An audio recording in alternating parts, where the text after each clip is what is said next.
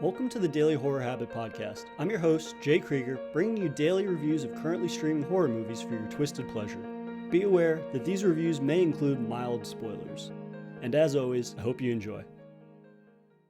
Incidentally, did you know that you are talking to an artist? I sometimes do special things to my victims, things that are creative. Of course, it takes knowledge, pride in your work. For example, a decapitated head can continue to see for approximately 20 seconds. So when I have one that's cocking, I always hold it up so that it can see its body. It's a little extra I throw in for no extra charge. Today's review is of the theatrical version of William Peter Blatty's The Exorcist 3, which is currently streaming on Prime Video and Tubi. Picking up 15 years after the original film and serving as a direct sequel to it, Exorcist 3 follows returning character Lieutenant Kinderman as he investigates a string of grisly murders that are eerily similar to the MO of a deceased serial killer, the Gemini. And here to help me crack the case is returning friend of the show and Exorcist superfan, Mike. Welcome back, man. Thanks for having me. No problem. I couldn't think of anybody better to have on than you because we had such a great chat last time. And I figured we would kind of, for our collective sanity, we would skip Exorcist 2, Heretic, and we would kind of just dive right into Exorcist 3, which is a film that I think I only saw for the first time like 4 or 5 years ago and hadn't revisited The Exorcist in probably a decade. So it's really interesting to kind of revisit The Exorcist and then to dive into The Exorcist 3 with you just a couple of weeks later. We are deep in that world now, and it is not a great world. I don't like living in it. I'm actually very happy to talk about this movie because I can finally get it out of my head, because it's just been swimming up there like a carp in a bathtub, you know? Well put. So I guess for Exorcist 3, most notably, Blatty returned to write, and he wrote the original film, but he's directing it this time as well. And it's adapted from his 1983 novel Legion, which again rejoins us with some old friends from the first film. And I thought, instead of kind of just comparing it directly to the original film, because that's like a scorecard that I don't think is going to compare necessarily very well. Not going to do well. Yeah. Exorcist 3 does a lot of interesting things and very different things from the original, which I appreciate, and I think in more often than not it succeeds at what it sets out to do, but a comparison to the original I don't think is very constructive. So I thought instead we could kind of go through some of the elements that Blatty took and kind of evolved from the original film that we thought would kind of stand out with Exorcist 3. That sounds like a great idea, because to compare it to the original film is, border on bullying a little bit. Right. So, I don't want to do that, but we have to talk about the original film a little bit just for context and to see kind of just, where that one was realistic. This one is not that way. So right. we don't want to bully it too much. There's definitely some stark contrasts in style and tone and things like that. But I think ultimately it's really interesting to see how somebody that was the creator, the creator of the original film in that world is able to return to that same world and craft a story that is, I think this is like completely different. A similar world, obviously, that takes a lot of the variables from the first film, and yet he tells a narrative that's completely devoid of most of what he did in the original. So for you, what are some of the strengths that Blatty displays in The Exorcist 3 that really make it stand out to you as a sequel? I think the writing is really interesting. I think it's written really well for a few scenes, really throughout the movie, actually. It's just that there's so much happening toward the end that the writing kind of gets drowned out. But So I feel like really, really well written, especially like the scenes early on with Kinderman and Dyer hanging out and going to lunch rather, making jokes to each other, and then talking about whether there's a God and we're alone in the universe, and to Kinderman's scenes with his subordinates in the office when he's yelling at them and telling them that they're racist, and he's quoting Macbeth. It was clear that Blatty was a really literate guy and could write humor and horror really well. Absolutely, yeah. I think that is kind of the defining characteristic of this movie, in that this feels like a writer's movie. Obviously, I mean, coming from a novel background, that's kind of what is very different, I think, than the original film, in that there's a lot of these kind of scenes that are just very dialogue heavy in a very different way than the original film, where in this, it's more about these two men, Dyer and Kinderman, and they're kind of like back and forth. It's almost written like a play in a lot of ways, where it's kind of this quick, snappy dialogue between the two of them. And I think that their friendship and the focus on them in the beginning of the film is really interesting, because it lacks the rigidness of Karras from the original film, right? And I mean, that was a big part of his character, in that he's a loner. He feels alone, basically. He doesn't have a lot of people in his life other than his mother. Whereas in this, we get to see Blatty really evolve on that snappy dialogue between, hey, these are two friends that have been together for the last 15 years, and they've had this friendship blossom, and they very much know one another. And so they are able to bullshit with each other, but then it jumps between them taking stabs at each other to really dramatic moments. And I wanted to get your opinion on this, because this is probably one of the kind of strongest portrayals of a male friendship in horror that I was really taken by in a way that I wasn't the first time I watched it. Like, these are two men that That's interesting. You get a real sense of friendship between these two men. And like I said, even though they're bullshitting with one another, taking shots at one another, like there is a legitimacy to that relationship, or an authenticity to it rather, that I don't see in horror movies a lot. You know what I mean? Yeah, it's usually not the dynamic. If there are two male leads or two main male guys in a horror movie, usually they're competing with one another, right? Or one of them's a cop and the other one's a kid in school, and they're never peers, right? Or in a certain way, they're never peers. And but these two are straight up peers. They have known each other for so long, and their relationship clearly runs really deep.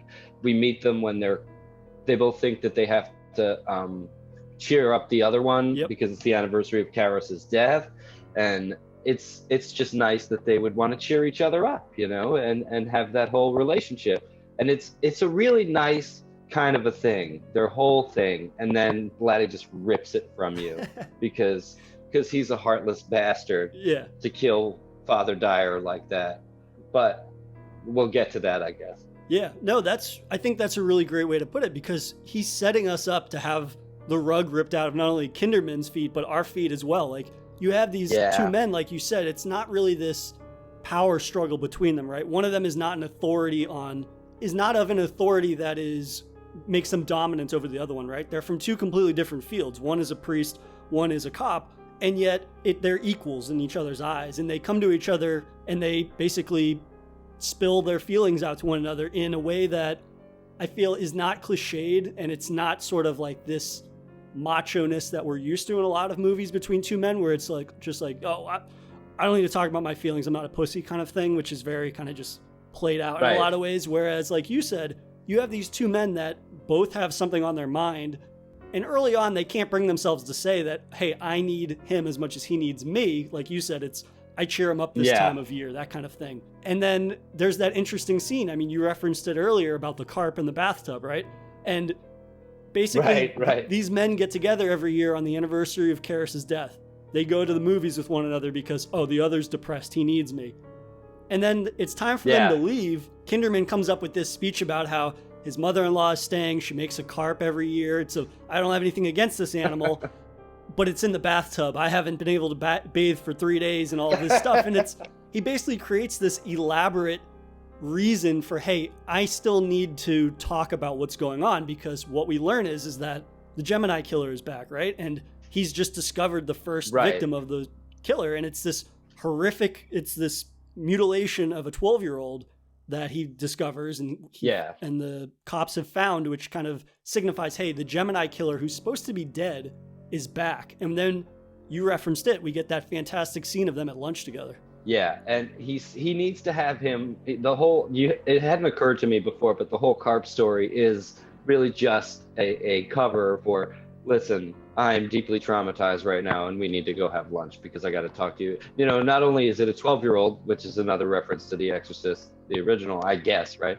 But like, that's why they would kill a 12-year-old. But it's a 12-year-old that Kinderman knew a little bit, and like has that weird scene with later. It says, "I'm so sorry you were murdered, Thomas. I miss you." You know, so he really knew him, and he just needs to kind of get out all that stuff about being alone in the universe and being abandoned, and your God goes dancing by like a cosmic Billy Burke, which I think is an example of a little bit of overwriting there. But I get it, you know, and then. But it's nice. It's really nice the way he just kind of he can't come out and say for whatever reason I need you right now because they're whatever. But that's what it is. That's what the carp thing is. Maybe there's a carp, maybe there's not. You know, I would assume because of the details that there is really a carp, because that's just a weird thing to make up. Right. But glad he made it up because he's a super weird guy. Yeah, I think this movie is very much indicative of that on every level, that he is a particularly weird dude.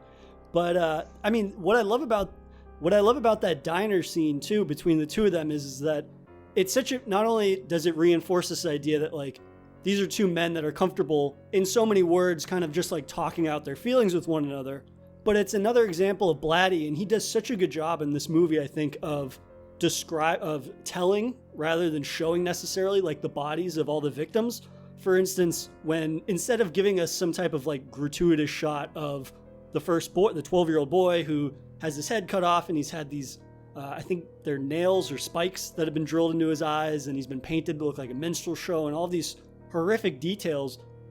It's just as affecting when Kinderman says that out loud and tells Dyer, rather than getting some kind of gratuitous shot of just showing us that. You know what I mean? Which I think is what separates this movie, in that there isn't a great deal of graphic content in the film. It's more capturing people's reactions to seeing the bodies or describing what's been done to the bodies that makes this so profoundly disturbing. Not more or less than the original, but I think in a completely different way. That, I mean, much like you and I said in The Exorcist, how those special effects are so great they still hit just as hard. Like, the writing in this movie, I think, more often than not, is particularly effective in being equally disturbing in a different way. Absolutely. I think it's kind of difficult in any movie to tell and not show. You know, they always teach you to show and not tell. But this movie, like you said, does the opposite and is still effective, very effective in parts. And it's not the greatest movie I've ever seen, but it's good. Yeah. And I think that's a testament to the writing, because so much of the violence does happen off screen, almost all of it, until the last 15 minutes or so, when we get some very graphic violence on the screen rather. Yeah, that's a huge testament to the writing, and the quality of it is that you still want to keep watching this movie even though there's a whole lot of talking, right, and not a ton of action. Yeah, and I think that is a real testament to George C. Scott, who replaced Lee J. Cobb, who played Kinderman in the original film, because he passed away before this movie was made. And I think that more often than not, like I keep using that caveat because, like you said, I think that we both have said to one another that this is a ridiculously watchable sequel to one of the best movies of all time. It's not a perfect movie. It is. It really is. It's definitely not perfect, and it definitely has some faults in it. At the same time, like, I think a lot of my investment in the movie is from George C. Scott. Now, there are a couple of instances where I don't know if it was direction or it was his idea, where his character has sort of these profound outbursts that are very out of character for him, and they always kind of just like drop like a brick. They never really, for me, and I think I can speak for you as well, because you told me, like, they don't really have the desired effect that I think was intended. They come off as almost overtly comical in a lot of ways. They're funny. Yeah. They're very just kind funny. Of strange. Yeah, it's not meant to be funny, I don't think. Right, yeah, I definitely don't think it's supposed to be, and yet it definitely comes off that way. I think it's interesting, too, again, to come back to the writing, in that we can go from such a profoundly disturbing moment where Kinderman describes that to Dyer, and then we see his reaction to hearing that, to hearing what was done to this little boy who was murdered. And like, they're both shaken. They can't even respond to the waitress. They kind of smile, right, and then just wave her away. We can't even respond to her because we're both so shaken by it. And then the next scene is Kinderman bringing Dyer a penguin because he's in the hospital for some test results. And then it's kind of like they haven't missed a beat with one another. It's them kind of just bullshitting back and forth, this really snappy dialogue that, again, that is what, even though it's a dialogue heavy scene. There's no action other than Kinderman having an awkward outburst at the nurse. It's a scene that We're fine. Yeah, exactly. He has got that beat where he's just like, we're fine. And then it lingers on him for a second, and lingers on her, and you're like, okay. She was just asking if everything's okay. What? But it seems very out of character for him. Nobody would behave this way. Right. It does. And it adds to the sense of unreality that this movie gives you pretty much from start to finish. Like, he's sitting there, and it's a kind of a normal interaction until he screams at the nurse in a way that would be unacceptable for anyone you knew. Like, if you were visiting me in the hospital and you screamed at the nurse like that, I'd be like, what the fuck is wrong with you, man? Yeah. Like, why are you yelling at people? But I do think that George C. It might add to the just magnetism of this performance, because it is fantastic. Like, I think this movie just crosses the line into good movie territory. I think it's just over the line. It is a good movie, but I think there's a lot holding it back. But George C. Scott drags it kicking and screaming into the good movie category with his performance. And so, like, his performance and Brad Dourif, of course. I can't mention the acting in this movie without mentioning Brad Dourif, because he's just absolutely magnificent. But it's like a movie you wouldn't necessarily teach in film class, but you might teach it in an acting class. Yeah, no, absolutely. I mean, that's a fantastic way to describe this movie, because this is a movie that I don't necessarily think, again, like, this movie should not work as well as it does, and it's very fortunate that you have two of these absolutely fantastic performances in it that are kind of holding up. As good as the writing is, there are some shortcomings, and we'll get into more of kind of the, as I'll put it lightly, the studio fuckery with the end of this film. Big time studio fuckery. Yeah, towards the end of the movie. But I mean, if you look at this scene by scene, like that hospital scene between the two of them, I think is one of my favorite bits of the movie, just because it's like Kinderman is so worried about Dyer, even though he's able to kind of go between being concerned for his friend and then kind of just like taking jabs at him, like you're reading a women's magazine or something like that. And then it gets right. You're reading from the gospel. Yeah, exactly. And then he's talking about like, oh, these stupid symptoms. My brother Eddie had them. And then he's like, your brother Eddie died at the age of 30. And then he's like, oh, he got killed in Vietnam. It could have been. And then Kinderman is like, oh, there may have been some connection. Like, I fucked up the flow of it, but that's the gist of it, right? No, but it's a great back and forth. Yeah, it's a fantastic back and forth. And I could really see an acting class looking at that and being like, you need to be able to convey these two emotions between two friends. And if you lose that beat, then that friendship seems less authentic, or less kind of like having the tenure that it does, which is conveyed throughout the entire first half of the film when those two are interacting with one another. Absolutely. They're ready for each other. He's ready for him to say, oh, why aren't you reading the Bible? And he's ready for him to say, I'm fine. You know, my brother Eddie got this already. And he knows all about his brother Eddie. Like, you know, it's just another indication that he's known this guy for a long time, and he knows everything about his background, you know. And they're ready for each other. The little jabs that friends give each other, and the concern, and the jabs and the concern, and the screaming at the nurse. But yeah, it's so well written and well acted that you kind of know that they've known each other for 15 years and have been really close since the end of The Exorcist. And in identifying that they've been friends for 15 years since the end of The Exorcist, I think we have to address a pretty strange kind of catch-up, putting it lightly, between The Exorcist and Exorcist 3. The movie starts with Kinderman talking about how he loved Karis and how Karis was his best friend, and yet, I mean, there's no indication that they're best friends or that they had any real interactions over the course of The Exorcist, other than that initial interview on the street where they're kind of like taking shots at one another and talking about how Karis is basically like, oh, why don't you go bother the Puerto Ricans, or something to that extent that he says. And it's like, where did this whole idea about him loving him, the two of them having some kind of loving friendship, come from? Yeah, I love that, because it's a long way from we talked once to he was my best friend, I loved him. Yeah. So I don't know where they get that. I was thinking, like, how long did The Exorcist take place? Like, what was the time span of the movie? Like,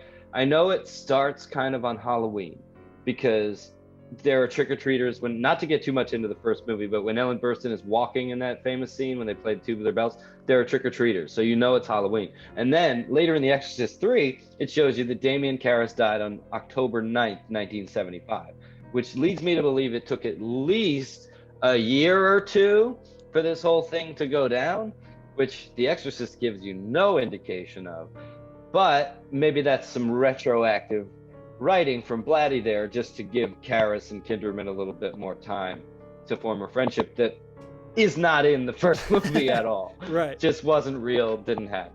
I don't know. So I haven't read either of the books, right? I haven't read Exorcist. I haven't read Legion. Maybe, I don't know. Have you read Exorcist or Legion? I've read them both, but I read them 15 years ago. And I don't think in the original novel there's more. I think there's a little bit more, but not anything that could say he was my best friend. I loved him. Okay, yeah, that's what I was curious about. I was like, is this just Blatty assuming people are as familiar with his works as he is? Which I don't know why you would assume that a majority of people are, but I didn't know if it was something like that. But to me, I was just thinking, like, how easy would it have been to replace "he's my best friend, I loved him" with "I can't stop thinking about this fucked up case that happened 15 years ago," right? Like, him being obsessed with the case. And he was Dyer's friend. Right. Yeah. And like, he could have just gone that route. Like, he was my best friend's best friend, or, well, you know what you said was a lot better. He shouldn't have said he's my best friend's best friend. That's why I don't write movies. But it's, yeah, there's so many better ways to do this than to just make up that they were best friends. He can have an investment in it regardless, you know, because Dyer knew him, because he was there at the house when it happened. I mean, there's a million reasons for him to care about this. And either way, because there's a priest that's been dead for 15 years and he thinks that he's the guy in the cell. So he doesn't have to have been your best friend for it to matter. But whatever, this movie does absolutely whatever it wants. This movie definitely does not play by any sort of, I guess the film doesn't play by certain kind of filmmaking rules, but at the same time, like, Blatty had only directed one film previous to this, which was, I believe, The Ninth Configuration, which I haven't seen. But it's interesting, right, too, like, the beginning of again, not to kind of dwell on The Exorcist too much, but The Exorcist, what I love so much about it and revisiting it is that it starts off very gradually, right? And then it kind of builds and builds and builds to that massive conclusion. Whereas in this, the supernatural entity is known right away, right? We get that brief moment, which I love, of Dyer revisiting the steps. And he looks down where Karras obviously took that tumble and passed away at the end of The Exorcist. But then we kind of get the spirit of, or the Legion kind of embodiment that's walking down the street. We get this kind of, that growling sound, which is recurring. And then we get Karras's dialogue over it, talking about he's dreaming of a fall and roses and these things. And it's very interesting to me that Exorcist 3 opens and the sort of supernatural entity is known right away, right? There's no real gradual building to it. Whereas, again, I like that this film is structured so differently from The Exorcist. Like, this is a detective story. This is not a story about a man really grappling with his faith. There's elements of faith, but that's definitely not as central to the narrative as obviously in the original film. So it's interesting to me then that if this is a detective story, that it starts so overtly supernatural. I don't know. What did you think of that comparison to how the film kind of opens to The Exorcist? Not really a shot-for-shot comparison, obviously, but just sort of the tonal beginnings of both films. Right. Yeah, The Exorcist kind of starts really mundane, kind of regular stuff's going on, and nothing supernatural happens. Nothing overtly supernatural happens for at least a half hour, 40 minutes. I'm not sure what it is. But in The Exorcist 3, a statue of Christ has its eyes thrown open within 3 minutes of the movie starting. It's a little on the nose. We know where we are. Little bit on the nose. And like, the church doors open and all the pamphlets fly everywhere, and this movie says, "I'm here, fuck you," you know. So there's no build up to the supernatural. I guess Blatty is assuming you were already in the Exorcist world. I mean, but movies need to stand on their own, so even if they're sequels, I guess. But it's not to say it's a worse approach or a better approach, but it's the approach. There's no mistaking it. There's no build up. And I don't know how much of the way this movie is structured was like rebellion, and how much of it like was I don't know how to make a movie. I think it was probably a little bit of both. Absolutely. You know? I think that, yeah, that's very apparent, I think, in that, not to speak for Blatty, but I would assume that Blatty, for the original film, felt like he had handcuffs on a little bit, in that it's like, hey, sure, I'm involved and I'm writing the screenplay and adapting the screenplay, and yet I don't have direct control. I'm not the director, obviously.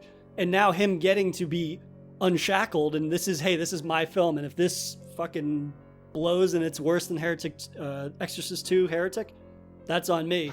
And I think that you're right in that it is a little bit of that rebellion, like, hey, this is mine. I'm going to do this my way. But then it's also partially kind of just like, hey, I'm still learning as a filmmaker. And I didn't see Ninth Configuration, but based off of this film, I feel like there are definitely parts of this that are far more competent than they should be for somebody's second film. But again, 100%. This definitely feels like a little bit of a mixture of the two, for sure. Kind of, again, focusing on the dialogue, or the writing rather, I love, again, that there's so many scenes that kind of, especially the scares early on, they shy away from showing, and it's more about kind of this atmosphere that he's able to craft through the writing. And the scene that kind of stands out to me the most would be the confession scene with the priest, and there's this, and we don't know who it is at first that goes in the confessional booth, but then they start confessing to being a murderer, being a killer. They're working on this problem where the bodies are bleeding too much. And that is such a fundamentally disturbing scene that the camera just lingers on a confessional booth, and it's just darkness. You can't see who's there. A hand never shoots out and grabs the priest or anything kind of bullshitty like that. It's just based on the music, but also the atmosphere, the intimacy of that booth, and how he sticks the camera right in there. And it's all based on that dialogue. And I mean, for me, that is one of the most disturbing parts of the film, I think, or any of the sort of chapters in the Exorcist extended universe I've seen, just based on how strong the writing is for that. Yeah, that scene in particular stands with pretty much anything in The Exorcist. It's really, really good. And I don't think it's an accident. Like I said he doesn't know how to make a movie, but there are some things he clearly knew how to do really, really well. Yeah. And he could scare you. He'll give you a good scare. And the way it builds up to the murder, well, you assume it's a murder. You only know it's a murder afterwards, because you just get a horrified priest at all this. 17 of them, I killed them. And, like, it's just so fucking weird. And it's meant to be. I'm sure, like, all of that is intentional and very successful. Like, really, really compelling stuff. And that's early in the movie. That's super early in the movie too. So you're like, all right, let's go. Let's do this. Yeah, and I think that again is so very telling of just the power of the dialogue that he's able to use. And I mean, again, that scene should not have been as powerful as it was just because of the dialogue, right? Again, it's all about the way that scene is framed up also, and the music is just right. And it's one of those things where it's like, is this a fortunate accident or a happy accident? Or is this kind of somebody that was like, listen, I'm going to go against what you're probably expecting, which, I mean, I would have assumed that would have been like a very jump scary moment, right? That would have been the big kind of scare. Absolutely. And then the big scare is at the end is that obviously you get that little trickle of blood out from the confessional booth, but then the realization that, hey, it was an old woman that was in there that was confessing. Yeah, it makes you sit with it. And you get no like culmination of an act of murder that you're expecting. You just sit in it, and she keeps talking, and then you get the blood trickling out. That, that's really kind of unique. Yeah, absolutely. Yeah, and it is a testament to this film being fundamentally disturbing. Again, not to be like this, it's more or less than the original film, but it's capturing the same timelessness of the disturbing or scares in the film. It's just in a different way. And that is really what I take away from this film, is that Blatty was actively trying not to do, obviously it's adapted from a novel that he already wrote, but he was very thoughtful, I think, in a majority of the time, in not trying to replicate the original film in most ways. Again, we'll get into the studio fuckery later, which makes the back half of this film a little less thoughtful in its construction, if that's putting it nicely. But I think that overall, it's a little rough. Yeah, and rough, putting it lightly. It's definitely a film, though, that I respect for being constructed in almost every conceivable way against what you would expect. It's not really resting on the laurels of the original.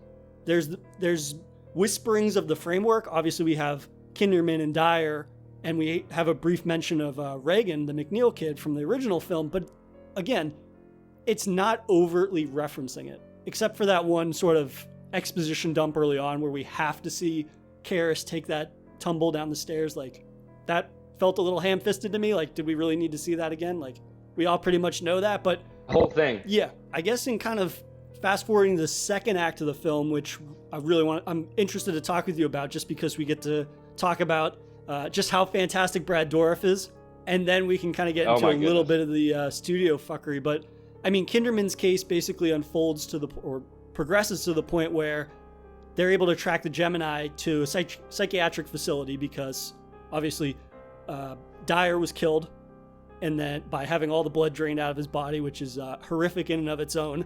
And then he finds out that there is this like disturbed ward, which is like the high security version of the prison. And then he checks in on a patient, this patient X, who looks like Karras. It's literally played by Jason Miller, who reprises that role. And as he's talking to Jason Miller, he's talking to Karras, he has no recollection of anything. He doesn't remember Kinderman. He doesn't remember anything about the first film. But then we learn that he is basically a shell or a vessel for the spirit of the Gemini killer, who is played by Brad Dourif. And there's that really fantastic cutting between the two of them, right? So we get those shots of Jason Miller sitting there, but then we get to see Brad Dourif when his personality takes over. And it's a really great contrast, I think, because had they just kind of dubbed his voice over Jason Miller's body, like doing the lines, it would not have been as effective, I think, just because of how expressive Brad Dourif is in making himself like get super worked up in a lot of ways, which makes for probably the saving grace of that second half of the film. Would you agree? 100%. I would absolutely agree. And I love that they didn't dub Miller's dialogue or anything like that, because his 10-minute, it's not even 10 minutes, his little speech that he gives, I picked her up in Richmond when they did this. It's really, really good. And it's like he almost, if you could steal a movie with like a 3-minute speech, like he tries to there, because it's in the middle of these two really fantastic performances from George C. Scott and from Brad Dourif. But yeah, I enjoyed Jason Miller's little bit in this movie. But then when he finally fully is Brad Dourif, like the movie is eminently watchable, and it's really good. And now for a brief intermission. If you've been enjoying this episode of Daily Horror Habit, please take a moment to subscribe to the show on your preferred streaming platform or leaving a review on iTunes. And thank you for your continued support, which drives the show's success. And now, without further ado, let's get back to today's horrifying episode. So yeah, I think Dourif performance as the Gemini killer, I mean, it's so, again, to go back to his scenes being so dialogue heavy, right? We're not getting kind of these corny flashbacks of him committing these horrific acts, and we're not getting flashes of the bodies on the screen.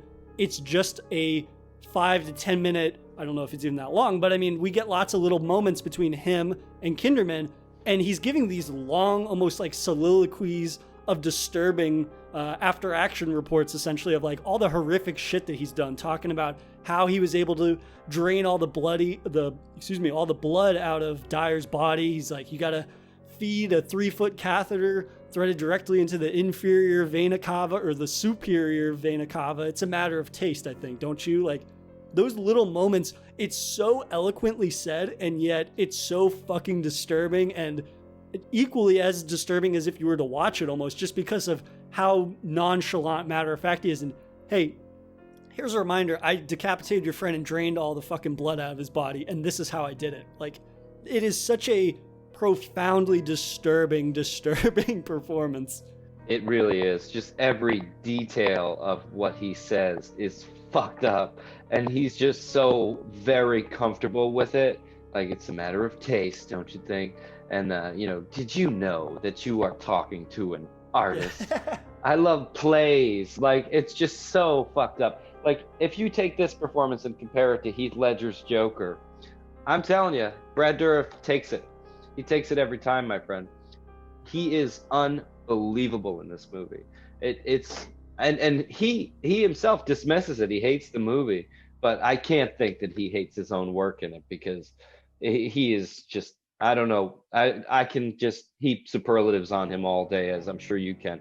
It's one of the best performances I've ever seen in anything. Yeah, I mean, this is definitely an Oscar-worthy performance, I think. Not only for a horror movie, but just for a movie. Like, again, that's what's so powerful about his performance, is that, again, if this was outside the world of The Exorcist, this scene can still exist, right? There's no, I mean, other than Jason Miller giving that demonic growl, like, there's no real supernatural moments occurring, or there just aren't at all, between those scenes that are so dialogue heavy. Until the exorcism at the end, which we'll get to in a little bit. But you can hear how excited I am to talk about that. But I mean, oh God, again, the performance is so strong, and it stands on its own in a way that I don't know a lot of performances that have occurred within the Exorcist extended universe would serve as well as, you know what I mean? The EU, yeah. Yeah.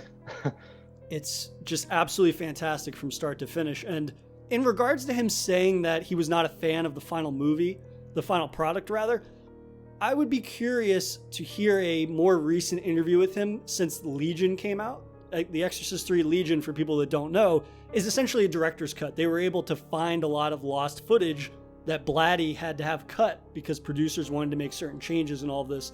And it would be interesting to hear his perception of the film now based on that version, just because in interviews, Dorff was very upfront about saying, like, he despises the film, like you said, and he said, like, they all felt so bad for Blatty because this was Blatty's film, and then to have such a strong relationship with the director and the creative head of the project, and then to see it get fucked with, I mean, you couldn't not be jaded, you know? Fortunately, they didn't cut a majority of Brad Dourif's lines. I believe, though, that they did cut some of them to make room for Jason Miller, because Jason Miller, I believe, was only added after the producers wanted to start fucking around with the movie and being like, we need to have a character come back from the first film. So then they inserted Jason Miller in there, which is really rough, and I'm not a fan of it. It's why it doesn't make any sense. Yeah. It doesn't make any sense at all. Yeah,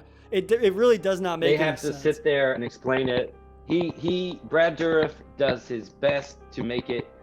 He makes it good, that explanation scene. I mean, but it's the stupidest thing I've ever heard in my life. Like, he says he was in the dying mode, and I came in, and my friend said I should be in his body, but then it took me 15 years to get his body working, and it's like, why would you go to all this trouble? It just makes absolutely no sense. You know, I don't know. I think so. It's again, that would have been a great way to. They could have just referenced Karras, right? And that would have been probably more disturbing if they talked about how, hey, he's with the Master, and the Master is ensuring that his eternal suffering or something like that. We're getting revenge on him, and essentially, like, I'm going to torment you because you were a part of what happened in the first film.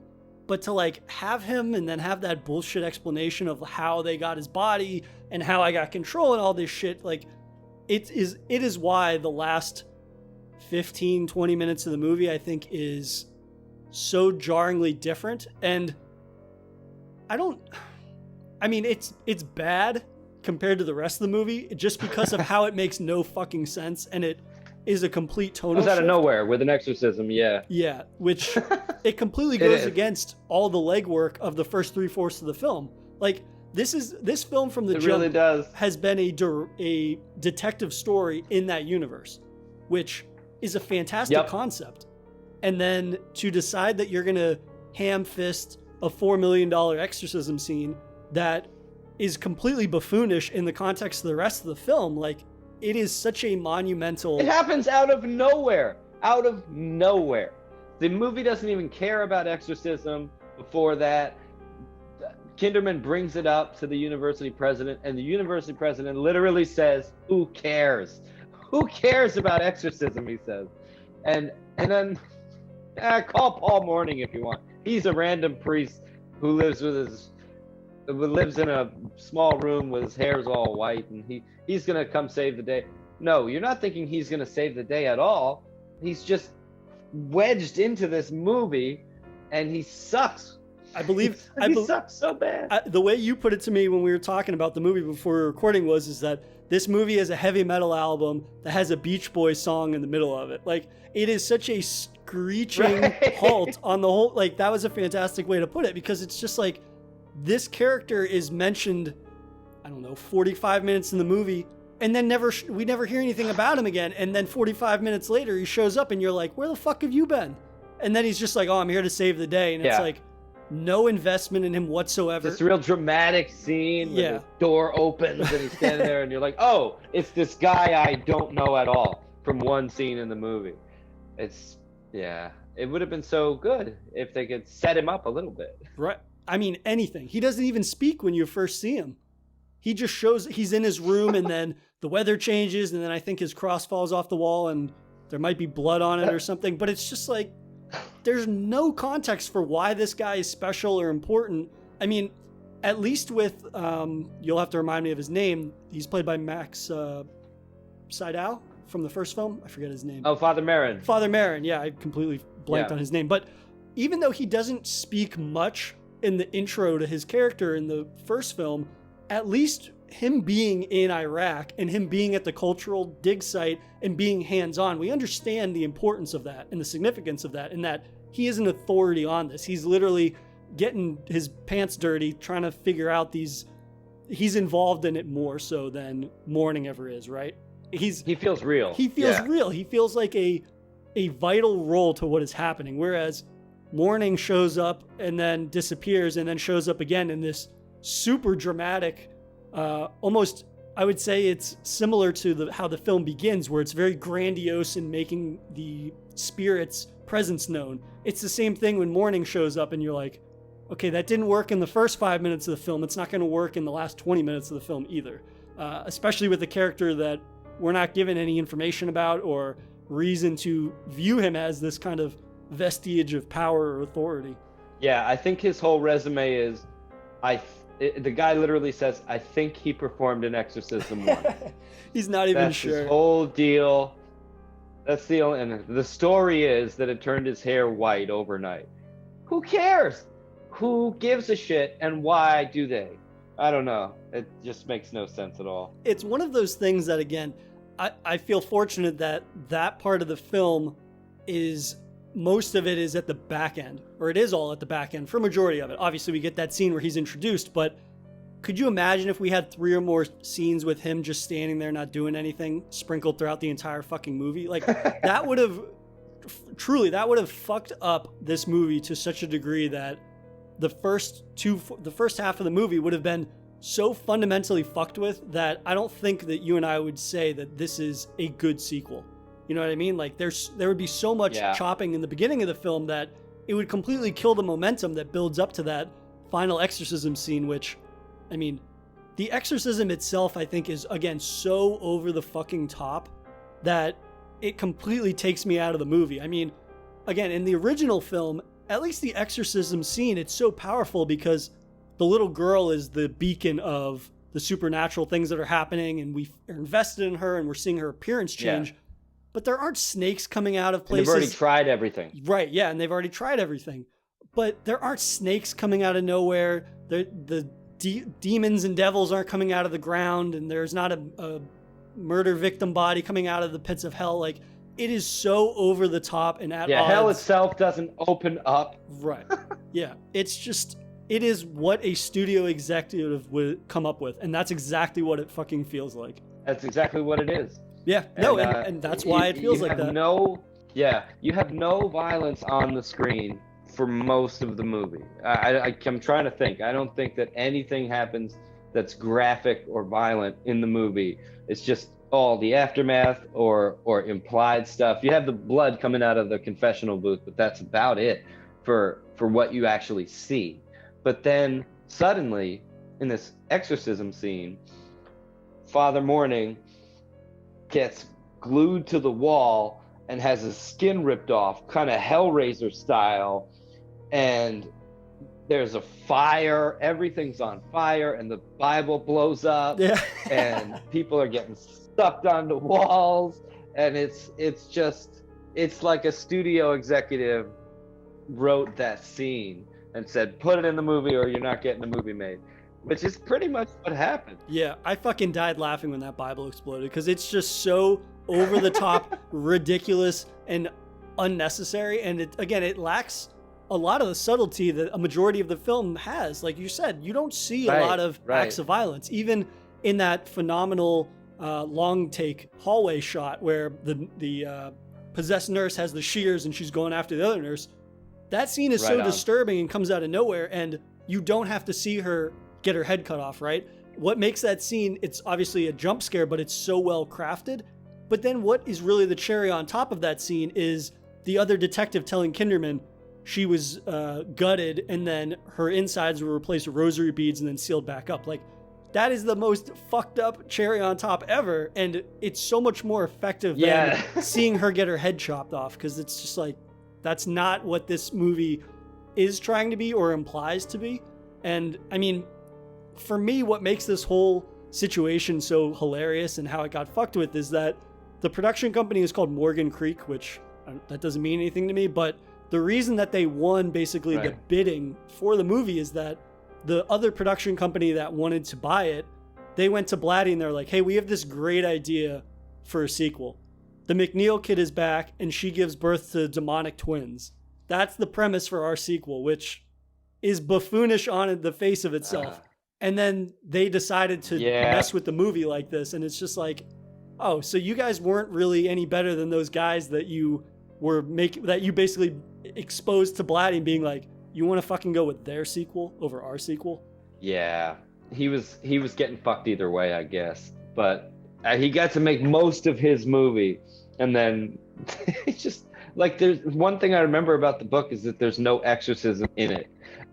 And they just made him put it in, and that's why it is so discordant and so wrong with the rest of the movie. The last 15-20 minutes is a different kind of movie, and then it just ends, so it leaves you like, that was wrong.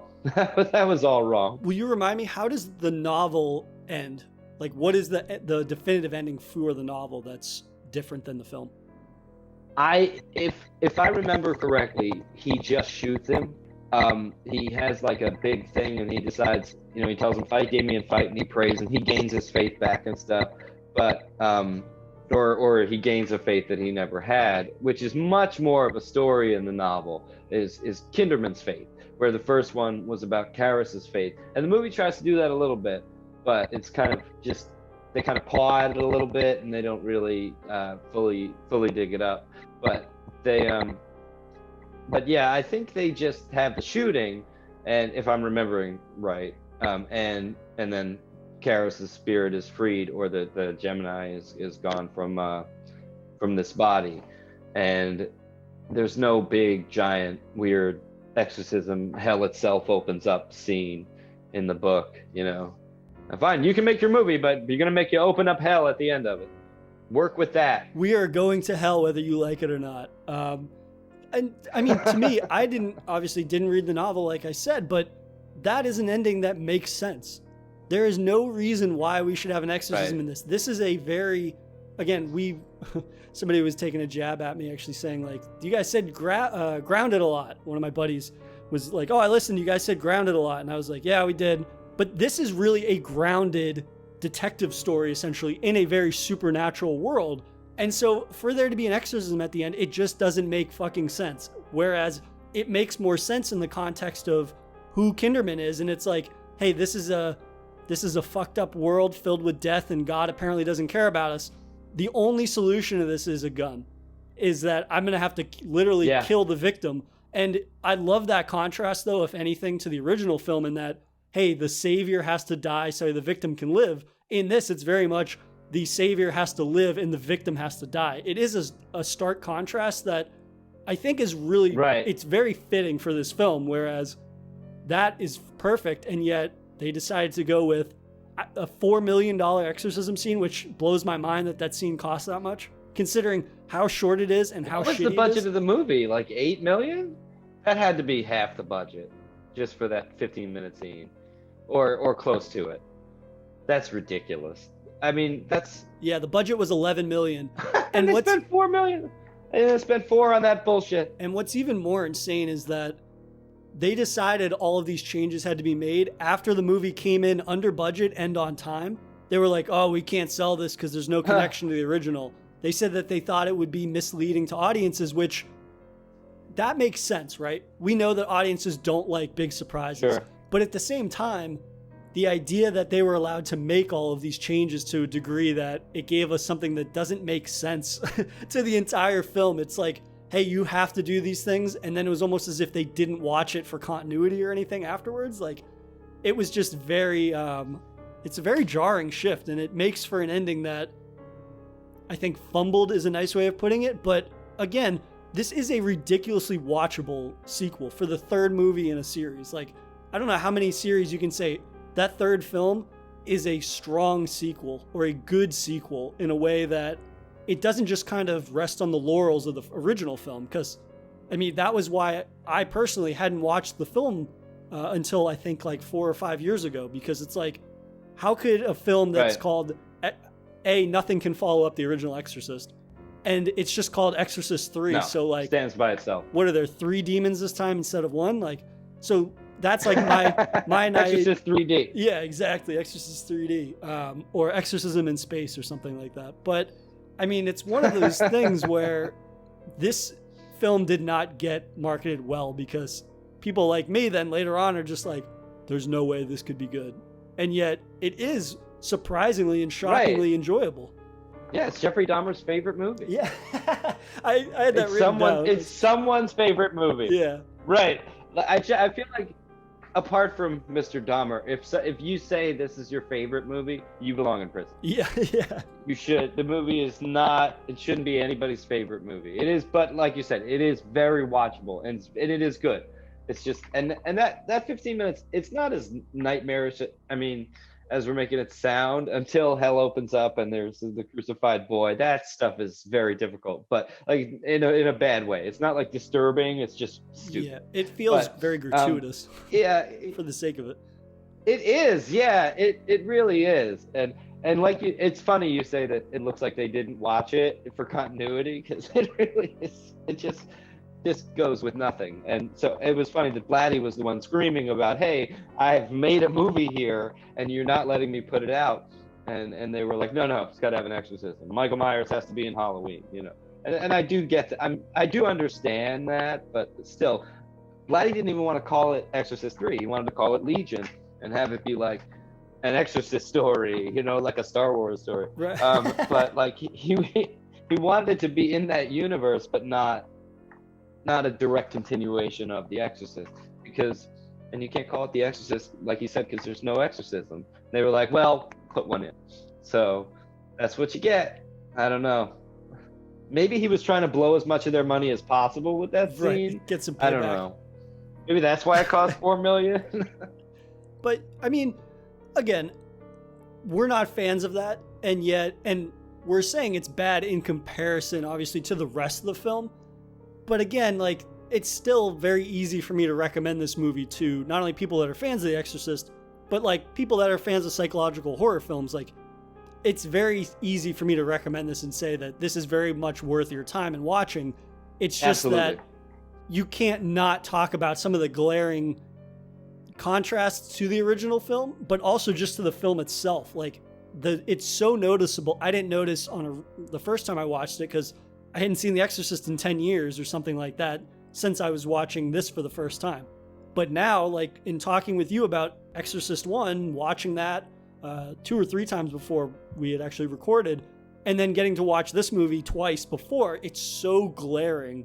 The tonal shift, the directional shift, that you can't not talk about it and then realize, like, this is not what we're reviewing is not Blatty's definitive version. And if anything, it makes me want to watch Exorcist 3 Legion, which is the director's cut, which is supposedly very different, and it's shorter than this version. It's like 5 minutes shorter or 6 minutes shorter.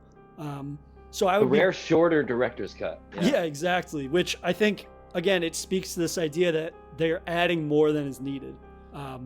But I wasn't going to buy the $30 Shout Factory remaster that has that. So that'll I'll have What to. do you gotta do? You gotta get it on Blu-ray or something? Yeah, like you that? have to get it on Blu-ray unless you could find it Right. online somewhere. But again, I think that it makes me actually want to like read the novels.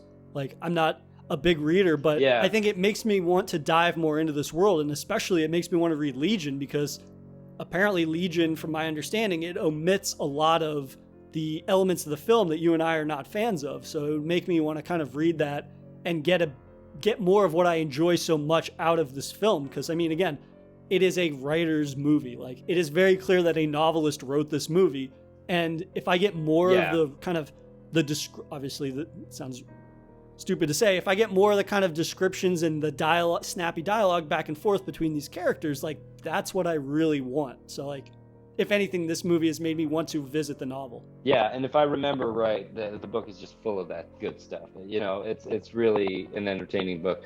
He could really write. He was a good writer, and he wrote these fun stories about horrible things, and he was funny. He wrote humor, and I don't know, like the Kinderman in the novel, I remember being very, very, very cynical, like almost kind of like he is in the movie, I guess, but like even more so. But these deep reflections on abandonment and Carl Jung, and I don't know what he's talking about half the time, but he's a reflective sort of fellow. I would have the benefit too of reading the novel and then just hearing George C. Scott's voice in my head doing the Kinderman lines and all in the book. So I think I have a leg up on the original viewing experience. But in wrapping up, were there any scenes that are really memorable to you that I kind of glossed over?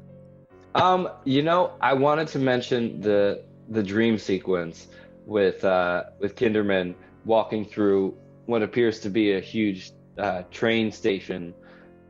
Grand Central Station. But it is like Grand Central Station, but it's more like purgatory, and it says the destinations are all like therapy, which is really funny because if somebody dies, they're going to be traumatized from it apparently, and they need to go to therapy from dying. From being decapitated. Really fucked up thing, right? Yeah, because that wasn't great for your mental state, which apparently continues, and you have to continue to think about it even after you die, which is just a scary idea. But and then it's made to seem like a really fucked up dream because you have all these weird cameos in it, and you have Samuel L. Jackson, who was not yet Samuel L. Jackson, but he's there, and you have Fabio, and you have, of course, Knicks legend Patrick Ewing sitting there playing cards with Father Dyer for no reason. But I really like that scene because it's scary and it's weird because it's so unrealistic. And when the little boy runs up and he says, Lieutenant, and he says, "Oh, hi Thomas, I'm so sorry you were murdered. I miss you." That's not something you would ever say to somebody because you can't. I'm sorry you were murdered. Hey Jay, I'm sorry you were murdered, man. It's just such an unnatural remark. And then he finally gets up to Father Dyer and he says, "I'm not dreaming, Bill." And it's like, oh shit, he's dying. And it's kind of a fun way for the movie to tell you that he's dying and that it happens off screen, but you see the wound on his neck and it goes all the way around. But yeah, I enjoy that scene. And the part that fucks it up for me that makes it so messed up is that when Dyer says that, he's like, "I'm not dreaming, Bill." And then everything starts to speed up around him. Like it pans to the musicians that are playing and they're staring at Kinderman, right. And then it speeds up, which is a very dreamlike thing, right? It kind of is reminiscent of A Nightmare, right. Something very natural, an act of playing music, and yet it's portrayed in a very unrealistic way. And I think that much like in the dream sequence in the original Exorcist, right? It's Karras seeing his mother walking up from the subway, and then he's trying to shout to her. They can't hear one another. And then she kind of just walks back down. Like, again, it's not a supernatural event. It's not a big kind of jump scare, traditional sense. It's just, it captures the essence of a nightmare, right? It's something very simple that defies Yeah, it's just very reality. troubling. Yeah, it's very troubling and it's unsettling in a way that if you had to describe it to somebody, they might be like, why is that so frightening? But then when you see it, it's that much more obviously disturbing. But yeah, that's a fantastic scene. And I mean, a moment that I also like that's kind of just, it feels a little forced in there considering how there are so few supernatural moments is when the old woman from the psychiatric facility that's always talking about invisible radios. She's like climbing on the ceiling behind Kinderman. Like that's one of those moments where it's just like, I don't know, they really needed that, but at the same time, it's very memorable because it's her, and then she cranes her neck slowly and she looks at him. She's like smiling at him in this very devilish way. There's a little smile, Yeah. Yeah, that works. I don't know why, but that scene works. It's so bizarre, but like he shoots for the moon in this movie, and you know he just leaves it all out. Blatty, I mean, just leaves it all out on the floor, and sometimes he's very successful with it. Right, and that might be again, like you were talking about, this idea that it's somebody that's being rebellious to the fact that they have full control, or they had the perception of full control originally when they were filming it, and then kind of getting to play around with the idea of new scares and whatnot that they didn't do in the first film, which, again, that's why I'm so appreciative of this film in a new way since watching The Exorcist recently and then getting to rewatch this, in that it really doesn't try to retread too much of what worked in the first film. There's bits and pieces, there's some narrative and character and dialogue things there that connect them obviously for the framework. At the same time, it's not Exorcist 1.5 or even Exorcist 2, you know what I mean? It is very much trying to be a separate thing, and it comes up short sometimes, but at the same time, I think this movie succeeds a lot more than it necessarily fails, even though the things it fails at are pretty glaring. They're not more often than not than it's the successes, in my opinion. Agreed. Absolutely, 100% agree. Yeah, but in rounding out, man, I mean, have you watched, I guess, in terms of the larger Exorcist universe, have you seen any of the other films? Because I know that, obviously, there's Exorcist 2, which should never be mentioned. And then they did, I believe, 2 prequels. They did one with Skarsgård, Yeah, I think. Right. The beginning is what that was called. I did not see that one. Yeah, I mean, after catching a glimpse of Exorcist 2, I was like, no, I think I could just rewatch the original number 3. But I did try the TV series that Fox did, which, just saying that out loud sounds like blasphemy, but from what I remember, I watched like 4 or 5 episodes of the first season. It was far better than it had any right to be in terms of a serialized exorcism. Like, have you seen it? Yeah, I remember. I've seen, like you, the first 4 or 5 episodes, and I enjoyed them quite a bit. Yeah, I would compare it to like the Hannibal series. Did you ever see that? Yes, I did. Loved it. Yeah, fantastic. It's one of those things that should not have worked, especially on network TV. Like that, I think Hannibal was on NBC. Wouldn't think. Why is that show on there? That should not have worked.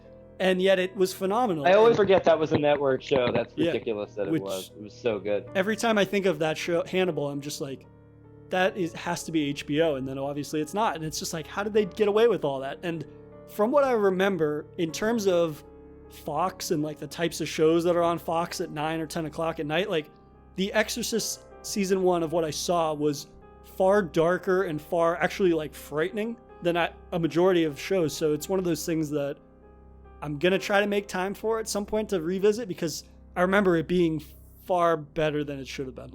Yeah, I remember being compelled and wanting to watch more, but for whatever reason, never doing so. I'm going to revisit it too. But those first few episodes definitely get a thumbs up for me, a recommendation. Yeah. Go and watch it. Absolutely. You know? But I mean, if anybody that's listening has ever kind of been somewhat doubtful of an Exorcist sequel, I think Exorcist 3 you have to watch, and trying to watch it yeah, you have to. And I think that watching it after you've recently visited Exorcist will give you a much better appreciation of it, just because of how drastically different it is for a majority of it. Yeah, it's a good double feature, The Exorcist and The Exorcist 3. Remember to skip right over The Exorcist 2, and you'll be good. Yeah, I should put that in the episode description notes. Skip Exorcist 2 Heretic. Yes, we do not recognize it. But as always, it was a blast having you on again to chat Exorcist, and if I ever revisit the series, man, I'll have to have you back on to chat about it. Thank you for having me, man. I had a great time. If you enjoyed this episode, please subscribe to Daily Horror Habit on your preferred streaming service and follow @Daily Horror Habit on Instagram and @Daily Horror Pod on Twitter.